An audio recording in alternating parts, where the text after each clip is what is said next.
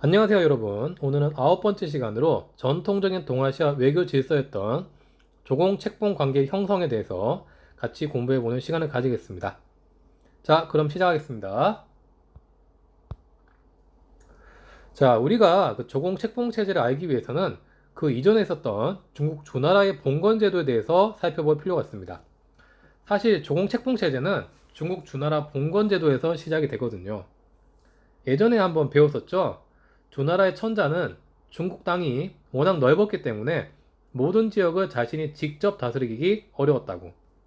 그래서 각 지방에는 자신을 따라 공을 세운 공신이나 친척들을 그 지방을 다스리는 제후로 임명해서 대신 다스리게 했었죠. 네, 책봉이란 바로 여기서 비롯되는 말로 쉽게 말하면 천자가 제후에게 땅을 떼어주고 그 땅을 나 대신 알아서 잘 다스려라 하는 제도, 즉 땅을 주고 그 땅의 주인으로 임명하는 임명장을 주는 제도를 이야기합니다. 물론 세상에 공짜는 없죠. 땅을 천자에게 받은 제후는 천자를 위해 군역과 공납의 의무가 있다고 했습니다. 그런데 여기에서 공납은 제후가 자기 땅에서 나오는 토산물을 천자에게 정기적으로 바치는 것을 의미하는데 이를 조공이라고 합니다.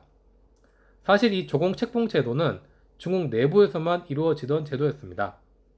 하지만 중국이 통일되어서 한 국가가 되다 보니 중국은 자기 주변 국가들에게도 이 조공 책봉 제도를 강요합니다. 상대적으로 중국에 비해서 규모나 힘이 약했던 국가들은 자위반 타위반으로 이 조공 책봉 제도를 따르는 경우가 많았습니다. 하지만 여러분, 이 조공 책봉 제도가 꼭 나쁜 것만 아니었습니다. 조공을 바치는 조공국 입장에서 생각해보면 중국과 무모한 힘 겨루기를 하지 않고 자신의 국가를 보존할 수 있는 현실적인 외교술이었습니다. 한편으로 조공이 꼭 조공국에게 손해인 것도 아니었습니다. 당시 가장 물자가 풍부한 중국 입장에서도 체면상 본인들이 조공을 받았는데 조공 사절단을 빈손으로 돌려보내기는 윗사람으로서 예의가 아니었던 겁니다. 그래서 중국은 조공 물품을 받으면 의례적으로 조공국에게 받은 조공 물품보다 갑절이나 더 많은 물건을 조공 사절단에게 선물하기도 했습니다. 이를 아랫사람에게 내려준다라고 해서 하사라고 합니다. 실제로 동아시아 각 국가들은 오히려 조공을 통해서 중국으로부터 하사받는 물건이 훨씬 더 많자 서로 앞 다투어서 조공 사절단을 보내기도 합니다. 무로마치 마포 때 일본의 경우에는 서로 다른 집안끼리 자신들이 중국에게 조공하러 가겠다고 서로 싸우기도 했고, 북방 유목민족들은 중국에게 조공 무역 횟수가 너무 적다고 더 활성화시켜달라고 중국을 공격하기도 했습니다. 즉 이런 모습을 보면 조공무역이 오히려 조공국에게 엄청난 경제적 이득을 주었다고 볼 수 있는 거죠. 이 조공책봉 관계는 또한 힘의 우열에 따른 대외 관계였기 때문에 중국이 분열되거나 중국이 힘이 약할 경우에는 다양한 방식으로 복잡하게 진행되기도 했습니다. 대표적인 사례가 아래 그림에 나와 있듯이 중국이 위진남북조로 갈라져 있을 때인데요. 원래 조공국은 중국의 한 국가만을 섬기는 것이 원칙이었지만 한반도의 고구려는 중국이 남북으로 갈라져 있는 것을 이용해서 북조에도 조공을 보내고 남조에도 조공을 보내기도 했습니다. 그러나 여기에 대해서 북조, 남조 어느 나라도 막지 못했습니다. 한편으로 조공국이 자신들보다 힘이 약한 국가를 자신의 조공국으로 임명하는 경우도 있었습니다. 대표적인 경우가 백제인데요. 백제는 중국 남조의 조공국이었지만 한반도 남부의 탐나국은 백제에게 조공국이기도 했습니다. 한편 이 조공책봉제도는 꼭 중원 국가만이 했던 것은 아니었습니다. 북방 유목민족의 힘이 강할 때는 오히려 중원국이 조공국이 되는 경우도 있었습니다. 자, 여기에 나오는 사료들은 바로 이런 모습들을 나타내는 대표적 사례입니다. 하나씩 보겠는데요.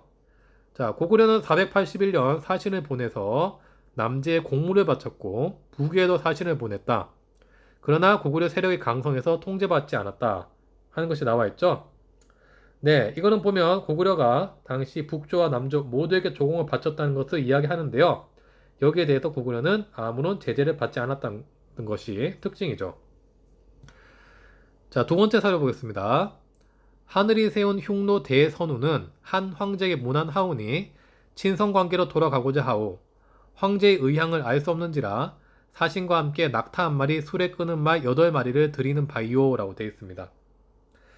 자, 두 번째 사료에서는 흉노와 한의 관계가 나와 있는데 원래 중국은 자신들만의 천하이고 천자국이다 해서 주변국을 자신들의 신하국으로 봤는데 이 흉노는 중국에 대해서 전혀 신하스러운 모습이 나와 있지 않습니다.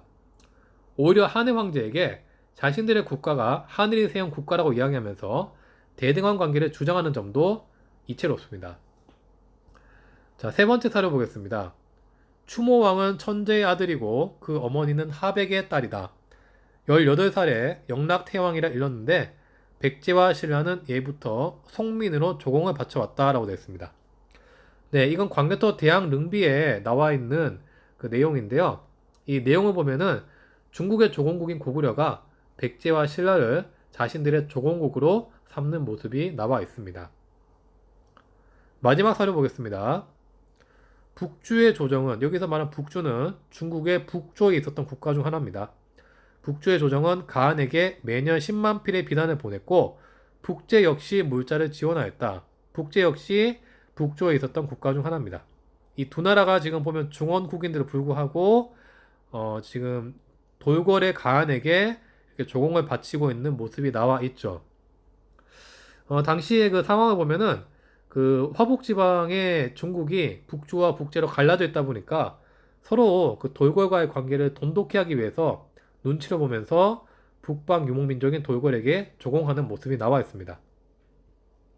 한때는 통일제국이었던 수나라와 당나라도 돌궐에게 신하나라임을 인정하기도 했습니다. 우리는 이런 사료를 보면서 당시 그 조공 책봉제도의 실상을 좀 더 자세하게 파악할 수 있는데요. 한편 방금 그 한과 흉노의 관계에서 봤듯이 유목민족이 중국보다 군사력이 강할 때는 조공 책봉제도가 이루어지지 않는다는 점도 배웠습니다. 특히 중국은 유목국가의 침략을 두려워한 나머지 오히려 많은 물자를 유목국가에게 주고 심지어 황제의 딸을 시집 보내는 등의 유목국가와 혼인관계를 통해 유목국가를 달리기로 했습니다. 대표적인 사례가 그 한과 흉노의 관계에서 화번공주가 있었고요. 당과 토번과의 관계에서는 문성공주, 금성공주 등이 있었습니다. 이들은 흉노나 토번으로 시집을 가서 양국의 외교관계를 평화롭게 만드는 데 기여를 하기도 했습니다.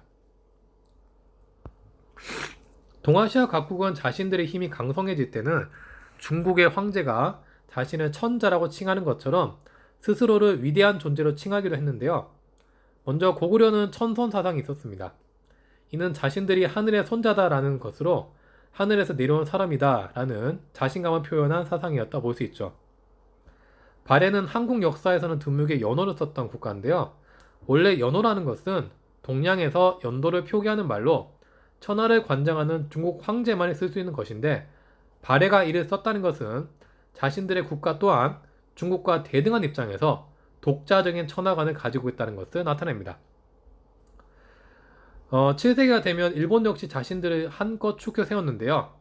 특히 당시 중국을 통일한 수나라에 대해서 일본은 외교 문서를 보내면서 해가 뜨는 나라의 천자가 해가 지는 나라의 천자의 국서를 보냅니다 라고 하면서 수 황제와 대등한 외교 관계를 시도하기도 했습니다. 어떻게 보면 굉장히 자신감이 있는 거고 어떻게 보면 굉장히 겁이 없는 거죠. 네, 그렇게 볼 수 있고요. 이렇게 여러분들 조공 책봉제도와 동아시아 각국의 천하관에 대해서 오늘 같이 공부해 봤는데요. 이 조공 책봉제도는 동아시아의 독특한 외교 방법으로서 힘의 우열에 따라서 언제든지 변화할 수 있는 것이고 복잡하고 다양한 형태로 나타난다는 것. 여러분이 잘 파악해 두셨으면 좋겠습니다. 오늘 정리 포인트는 책봉 조공제도 본질 잘 알아두시고 동아시아 각국이 독자적인 천하관도 가졌다는 것도 좀 공부해 두면 좋을 것 같습니다. 네, 오늘 수업은 여기까지 하겠습니다. 다음 시간에 뵙겠습니다. 수고했습니다.